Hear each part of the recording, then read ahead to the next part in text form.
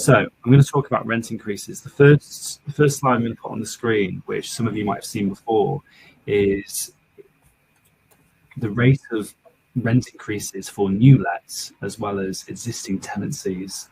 So this is looking at between January 17 and January 2023, so a year ago.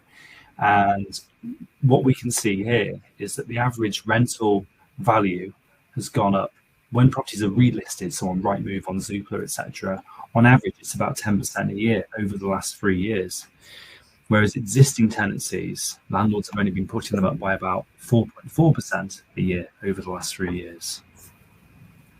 So what we're going to look at is why not charging enough rent is actually bad for your tenant. So first thing I say as well is we are operating in England and Wales. We're calling them tenants. In Wales, they're not called tenants, they're called contract holders. However, most people in Wales, funnily enough, still call them tenants. We went to a Welsh seminar in Newport, South Wales last week, and someone from Rent Smart Wales stood up and she was calling them tenants, tenancy agreements. Yeah. So even Rent Smart Wales can't get it right. So I think just for simplicity, we're calling them tenants tonight. So if a tenant is paying below market rate, let's say the house is worth £850 a month in today's market, and because the landlord hasn't increased the rent in a few years, the tenant is currently paying £550. We actually see this quite regularly. Now, you might think that you're doing the tenant a favour and looking after them, but you're quite literally giving the tenant £300 a month for free. So let me ask you all this question.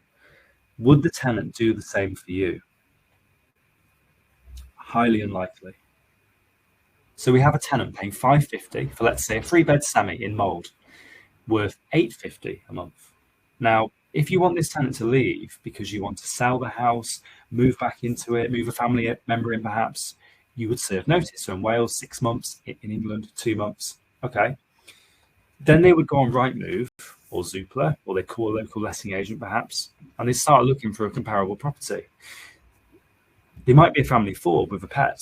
So let me tell you now, you can't get a 3-bed house in Mould for £550 a month. To be honest, you probably struggle to get a studio flat in Mould for £550 now. And this may be all they think they can afford. So you have a tenant who now can't find another house to rent. So they panic. They go to Citizens Advice, Shelter, or even worse, Facebook, who will apparently tell your tenant, stay put until the landlord evicts you through the courts. This then costs a lot of time, money, and stress to go through that process.